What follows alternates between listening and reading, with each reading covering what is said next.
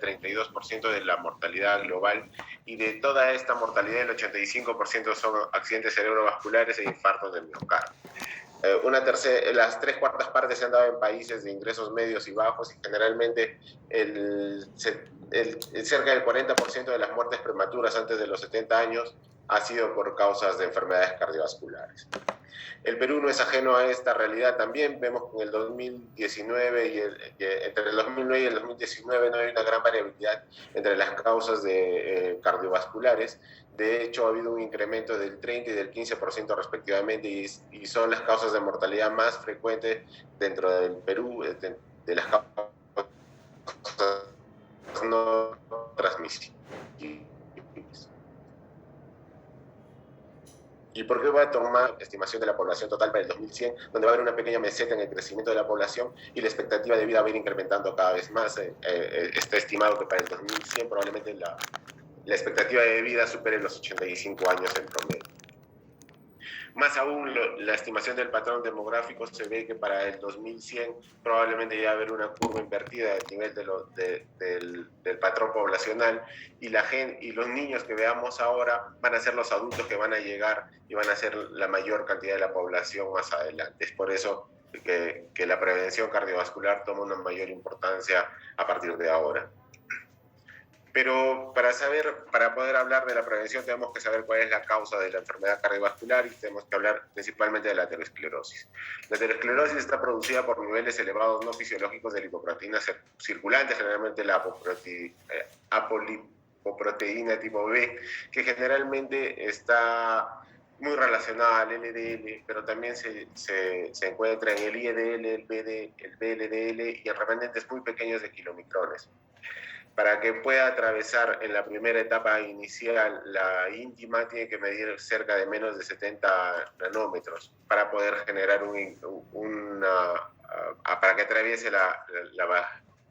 para que atraviese la íntima media, y luego va a generar una reacción inflamatoria con las células del músculo liso y también con macrófagos. Acá en la primera imagen vemos una carótida con el bulbo carotidio, donde la íntima media tiene un grosor normal, pero a medida que va progresando la enfermedad empieza a haber una progresión en la íntima media.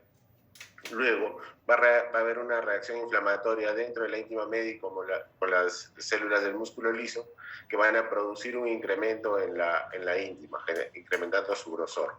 Luego estas células van a empezar a generar las células espumosas, que van a su vez los remanentes de los lípidos van a empezar a generar cristales de colesterol que van a tener un efecto protrombótico. Acá en la figura tipo D vamos a ver que ya se empieza a cortar el tamaño o el lumen de la luz del vaso, y ya en la figura E vemos cómo la placa está calcificada, inclusive ocluyendo completamente la luz del vaso, ¿no? Es lo que puede pasar. Esto es la arteria carótida.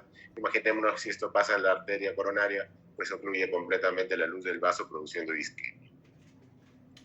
Pero la progresión de la aterosclerosis está compuesta por varios factores. Se ha visto que el estrés oxidativo que lo generan estos factores ya por demás conocidos, la diabetes, la exposición al humo del tabaco, la hipertensión, la obesidad y el mismo envejecimiento, y hay un concepto de envejecimiento vascular, va a producir un mayor estrés oxidativo, que a su vez va a producir una disfunción endotelial y una disminución del óxido nítrico. Todo esto va a generar procesos que van a estimular la progresión de la aterosclerosis y la enfermedad cardiovascular. Se han estudiado varios factores, han visto que los factores genéticos son importantes, son poco modificables, pero es disponible para nosotros de buscarlo en la historia clínica. Generalmente hablamos de la hipercolesterolemia familiar acá. Los factores ambientales que se van a expresar de acuerdo, que van a influenciar mucho en el desarrollo de los factores de riesgo, y las modificaciones epigenéticas.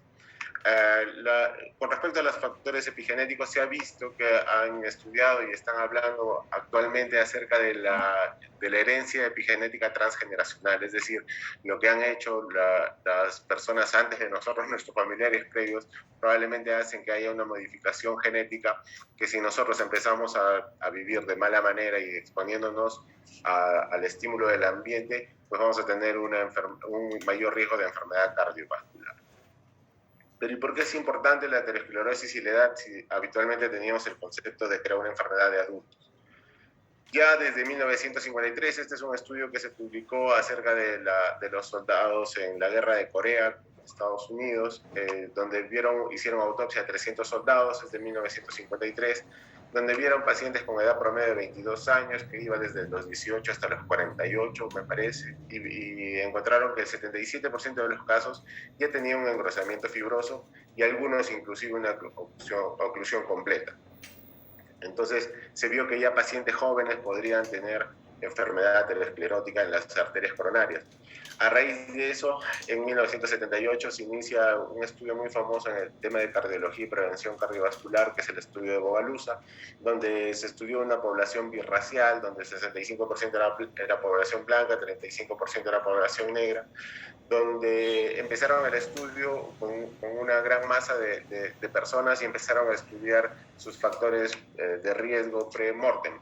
Una vez que los pacientes fallecían de otras causas que no eran cardiovasculares, les hacían la autopsia. Se llegaron a hacer 204 autopsias con 93 pacientes que tuvieron datos pre-mortem y encontraron que el 100% de los pacientes tenían estrías grasas a nivel de la aorta, pero y el 50% de los niños con edades de 2 a 15 años ya tenían estrías grasas en las arterias coronarias.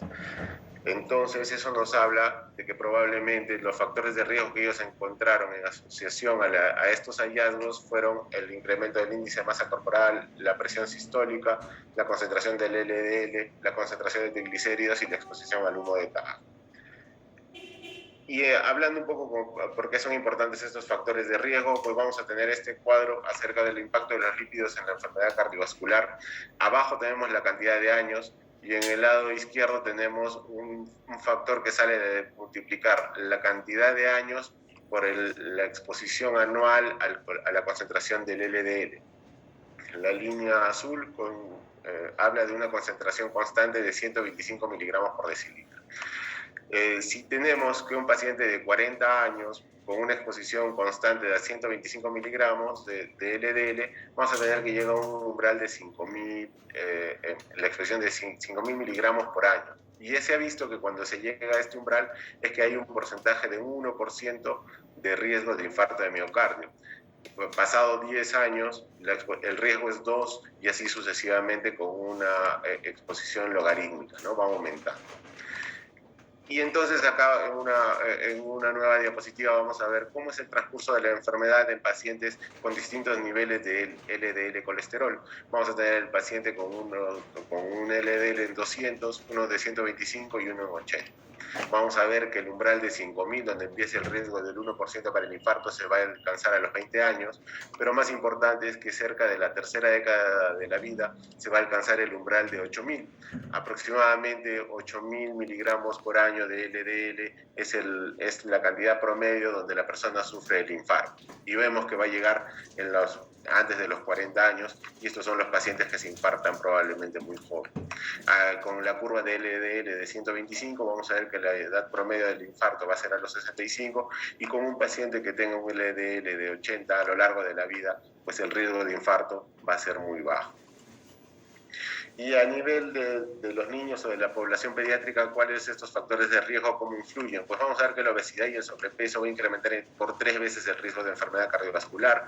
Según los criterios de la AHA, para una obesidad extrema con un valor total de un índice de masa corporal de 35, encontraron que el 6% de niños entre 2 a 19 años tenía obesidad extrema, obesidad severa, cerca de 4 millones de niños para la población americana. Se ha visto que el 25% de pacientes obesos van a hacer hipertensión, y a pesar de que es un factor de riesgo independiente, todos sabemos que con la obesidad pues siempre se acompaña muchas veces la dislipidemia, la falta de actividad física y como ya habíamos mencionado, la hipertensión, además que el síndrome metabólico.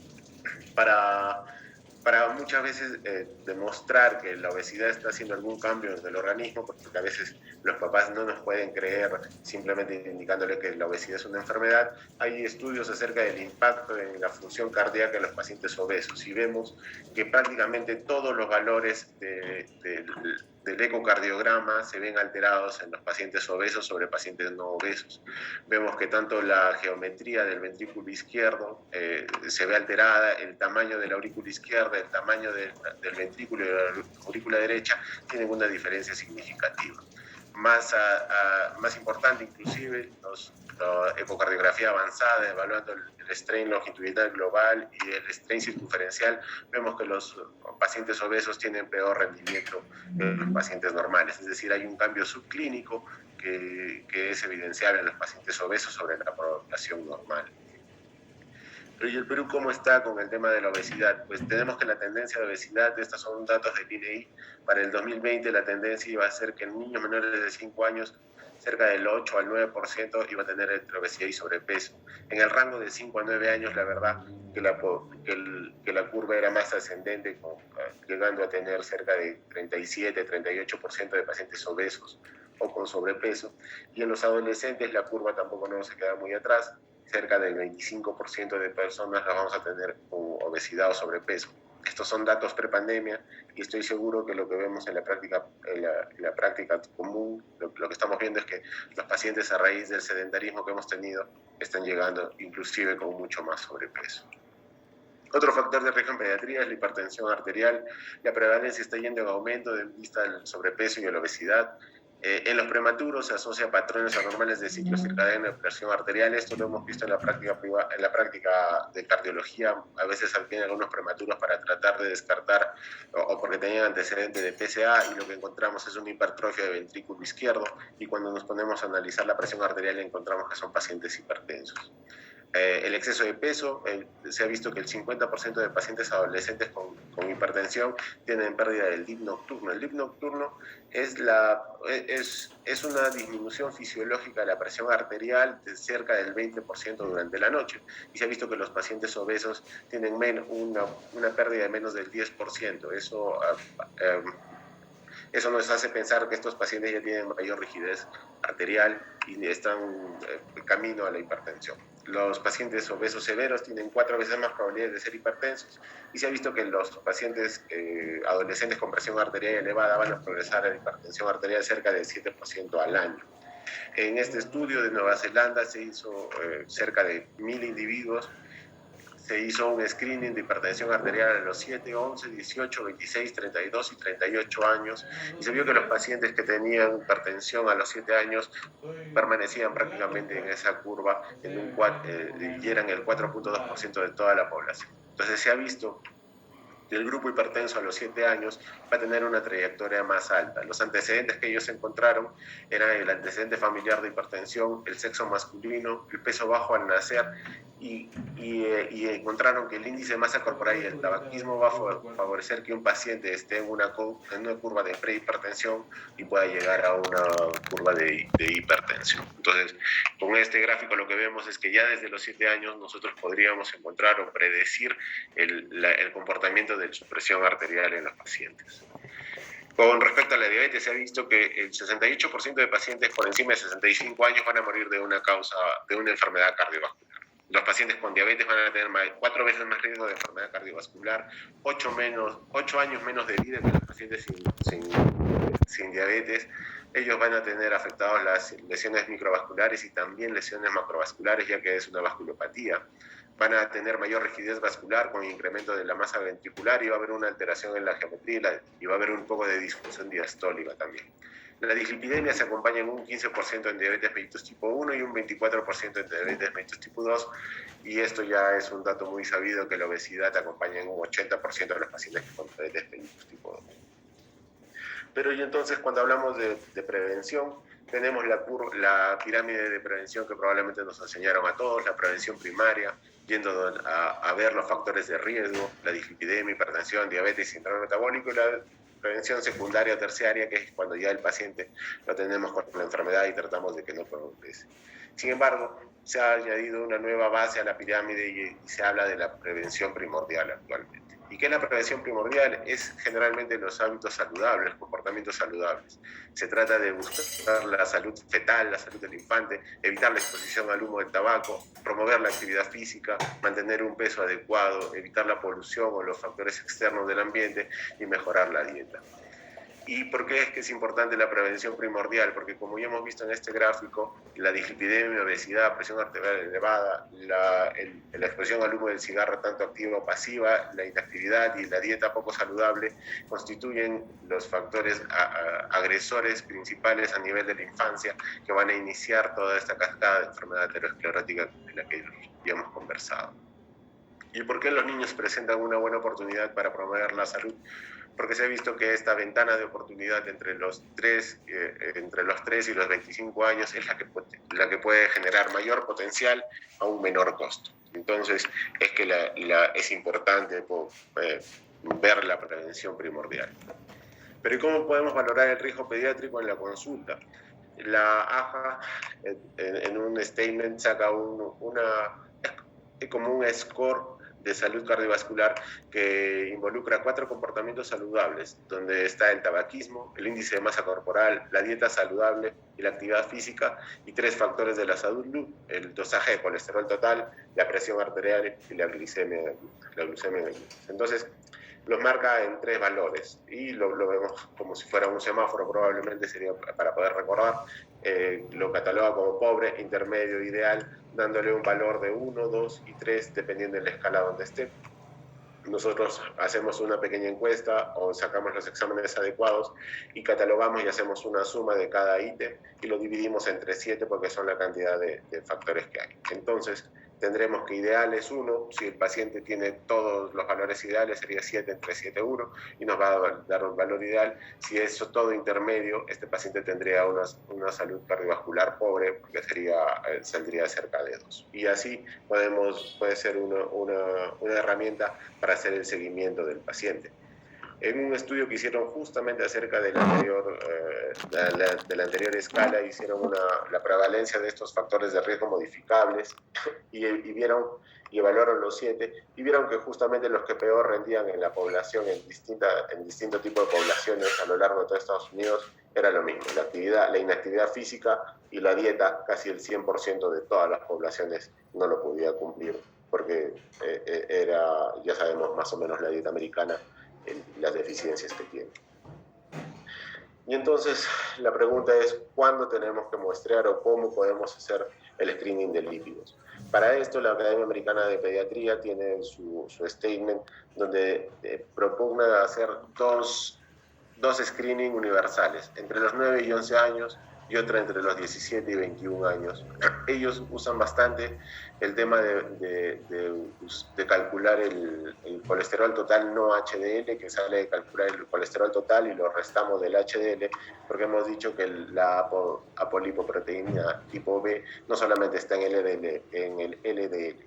Así que eso es lo que usan habitualmente. Tienen 2 puntos toman a veces no en ayunas y luego lo repiten en ayunas, pero creo que si lo queremos implementar en nuestra práctica privada, en nuestra práctica común, sería más fácil poder hacerlo simplemente de frente en ayunas. Entonces, esos son los 2 puntos de screening que recomiendan universal, de 9 a 11 y de 17 a 21 años. Y luego tienen un screening para los pacientes de 2 a 8 años cuando estos han tenido antecedentes de familiares de primer grado que hayan sufrido alguna enfermedad cardiovascular, para los hombres en menores de 55 años y para las mujeres menores de 65 años. Y esto llama a la reflexión de que quizás tenemos que incorporar en nuestra consulta normal, en nuestra consulta ambulatoria, preguntas acerca de los antecedentes familiares de enfermedades cardiovasculares, así como nos enseñaron cada vez a poner preguntas de los hitos de desarrollo, de inmunización. Quizás tendremos que incorporar nuevamente en nuestro esquema de historia clínica preguntas acerca de la salud cardiovascular. Y entre los 2 y 16 años, pues no hay un screening de rutina, solamente si vemos que empiezan o aparecen factores de riesgo importante, pues podremos empezar a hacer el screening del perfil lipídico. Y el fluxograma más o menos habla de todos los valores que tenemos que tener para nuestros pacientes, y el punto de corte que tenemos que tener en cuenta es de 130. ellos hacen que si una vez que tú encuentras, si tienes más de 250, lo mandas al especialista con el tema de lípidos. Si lo que encuentras en 130, pues haces modificaciones y cambio de estilo de vida por 6 meses y luego pides un perfil lipídico en ayunas. El punto de corte importante acá para los pacientes que no tienen riesgo es 190. Si el paciente no tiene factores de riesgo y a pesar que ha habido modificación en el estilo de vida, no mejora el LDL, al contrario aumenta y se encuentra por encima de 190, pues este paciente podría iniciar estatinas, teniendo en cuenta que las estatinas están aprobadas por encima de 8 años, para los pacientes por encima de 8 años. Si tu paciente tenía más de 130 y con cambios en el estilo de vida baja a menos de 130, pues continuamos promoviendo estos hábitos saludables y repetimos un perfil lipídico en ayunas cada 12 meses. Pero los pacientes que tienen factores de riesgo, entonces, la Academia Americana, la AHA también vuelve a sacar un nuevo statement en el 2019, tenía uno previo el 2006, y lo actualiza el 2019 para los pacientes que tienen alto riesgo cardiovascular. Y tiene un pequeño fluxograma que lo vamos a desglosar rápidamente. Entonces, los categoriza en 3 grupos: de alto riesgo, moderado riesgo y en riesgo. Los de alto riesgo son la hipercolesterolemia familiar homocigota, la diabetes mellitus tipo 1 y tipo 2. Este fue el cambio más importante que hicieron en su guía. La diabetes tipo 2 la subieron de riesgo moderado a riesgo alto porque vieron que había pacientes que, a pesar de que el diagnóstico se hacía tardíamente en la etapa pediátrica, digamos en la adolescencia, aún así eso los ponía en riesgo alto y se tenía que hacer la intervención temprana. Los pacientes con nefropatía que están con terapia de reemplazo renal, los pacientes con Kawasaki con aneurismas persistentes, la vasculopatía asociada a trasplante cardíaco y los sobrevivientes de cáncer que han sido sometidos a trasplante de médula ósea, todos ellos ingresan al grupo de riesgo alto. El riesgo moderado, la obesidad severa, la hipercolesterolemia familiar heterocigota, la hipertensión arterial confirmada, el paciente nefrópata pero que aún no está en diálisis, y en cuanto a los pacientes cardiópatas, todos aquellos que han tenido lesiones obstructivas del lado izquierdo, como la coartación de aorta, estenosis de aorta, que han sido operados, pues estos pacientes también entran en riesgo moderado, y los pacientes de cáncer, pero hacen la especificación que los que han sido sometidos a radiación. Los pacientes en riesgo, los pacientes con obesidad, resistencia a la insulina, hipertensión de bata blanca, las condiciones inflamatorias crónicas como el lupus, artritis idiopática juvenil o la enfermedad inflamatoria intestinal, los pacientes que han sido posoperados de transposición de grandes vasos y los pacientes que han recibido quimioterapia también están en riesgo. Los pacientes con Kawasaki sin aneurisma, como se sabe, el riesgo de un paciente de producir aneurisma es cerca del 20% si es que no ha recibido inmunoglobulina y cerca del 4% de los pacientes que han recibido inmunoglobulina. Estos pacientes también se consideran en riesgo, ya que se considera como una vasculitis.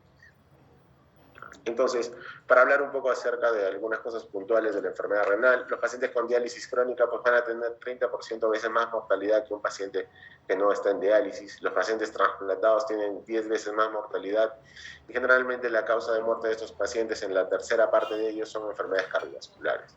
A pesar de que la enfermedad renal crónica va asociada también a factores de riesgo tradicionales como la hipertensión, dislipidemia, pues también tiene los factores de riesgo no tradicionales como tienen un metabolismo mineral anormal, anemia e inflamación crónica. Estos pacientes también pueden cursar con hipertrofia del ventrículo izquierdo debido a estadios tempranos a una hipertensión, y ya cuando los pacientes están en diálisis probablemente una sobrecarga de volumen o una enfermedad ósea. Estos pacientes requieren un control anual por cardiología y con ecocardiografía regularmente. En cuanto a las enfermedades inflamatorias, la artritis reumatoidea tiene el riesgo de 2 veces más de enfermedad cardiovascular, la psoriasis de 1,5 veces más y el ES de 1,2 veces más. En un estudio acerca de la prevención de la esclerosis en pacientes con lupus, en niños, vieron que cerca del 50 al 85% tiene dislipidemia y de un 50 a un 67% nefritis, y de todos estos que tenían nefritis, el 40% tenía hipertensión arterial, que simplemente a veces pasa sin ser diagnosticada.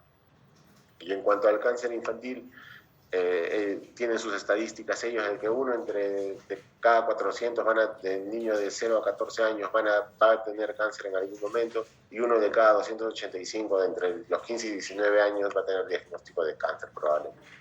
La sobrevida a 5 años combinada es de 81%, es decir, estos pacientes cada vez van a tener mejor sobrevida, y la morbilidad y mortalidad tardía es 8 veces más que la población general. en un estudio de pacientes que han sido dados de alta por cáncer, se vio que tienen 10 veces más riesgo de enfermedad coronaria, 9 veces más riesgo de ACV y 15 veces más riesgo de insuficiencia cardíaca, probablemente por la exposición a antracíclicos, que como sabemos tienen un efecto cardiotóxico, el cual puede ser inmediato o puede ser mediato también. Es decir, todos los pacientes que también han sido sometidos a quimioterapia deben tener un control cardiológico. Y entonces habla acerca de, una vez que tú categorizas a tu paciente, tienes que ver el estudio de los factores de riesgo cardiovasculares y las comorbilidades. Se hace el estudio igual que los otros pacientes, se le pide el perfil lipídico, se hacemos una historia acerca de la exposición del tabaco y actualmente están incluyendo guías donde se hace la exposición al cigarrillo electrónico. Pedimos la historia familiar cardiovascular en los pacientes tanto de primer grado con el punto de corte que habíamos dicho de varones para 55 años y mujeres menores de 65 años. Tenemos que tener en cuenta que la presión arterial tiene que ser tomada en 3 ocasiones separadas, ya que muchas veces el diagnóstico de hipertensión por bata blanca también está asociado en los niños. Sacamos el índice de masa corporal, la glucosa en ayunas y hacemos una historia de actividad física. Con respecto a la actividad física, ellos remarcan que aproximadamente lo adecuado de actividad física es cerca de 5 horas de actividad moderada y 2 horas al día de tiempo en pantalla, pero sin contar el tiempo escolar. Lo que pasa es que nosotros en la época de la pandemia lo hemos vivido probablemente con nuestros familiares, que el tiempo de pantalla era excesivamente largo debido a las clases virtuales. Sin embargo, ellos especifican 2 horas de tiempo de pantalla al día, pero para actividades recreacionales.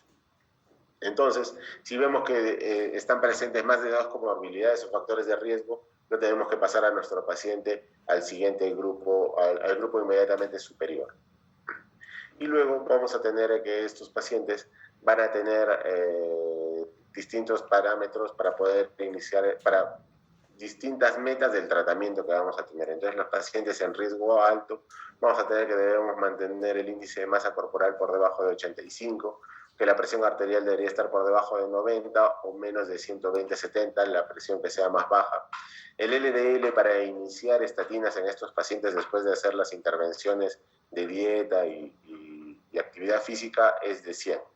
Si los pacientes que están en alto riesgo tienen más de 100 y que no baja después de 3 meses de haber hecho estímulo de la actividad física y una dieta saludable, pues se puede iniciar estatinas.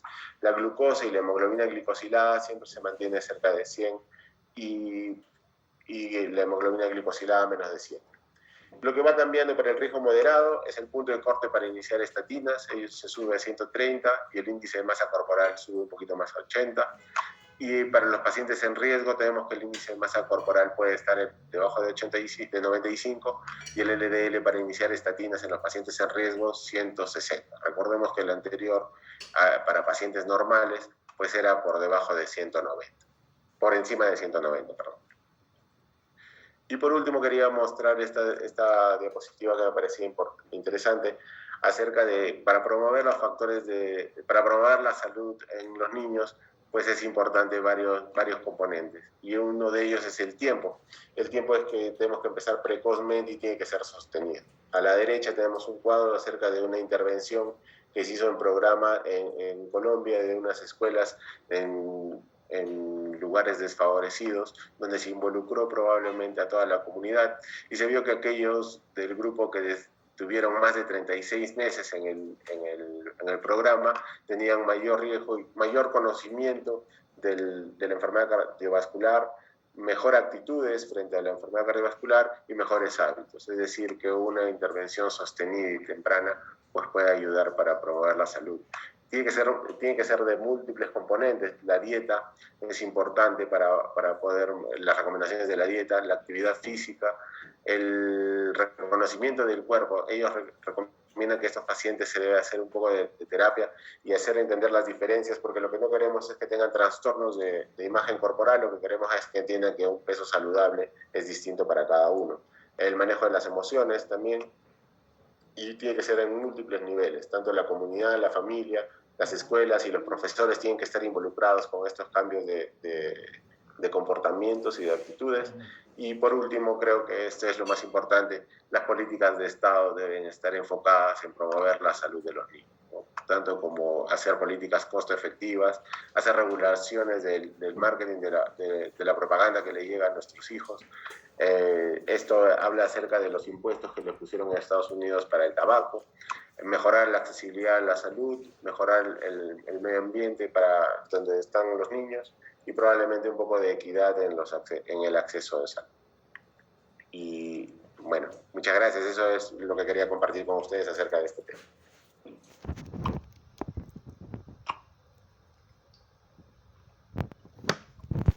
Bueno, Eduardo, felicitarte.